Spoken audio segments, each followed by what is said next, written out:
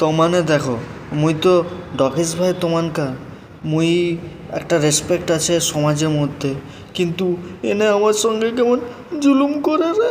তোমরাই দেখো, আমি বাইরে বসেছিলুম, মুখে জোর করে ধরে এখানে বস করে দিছে, কিন্তু মোর ফ্রেন্ডকে নিয়ে আসছে দেখে মোর বেশ ভালোই লাগছে। মুই একা কেন এদের জুলুম খাটবো, তুইও খাট, হি হি।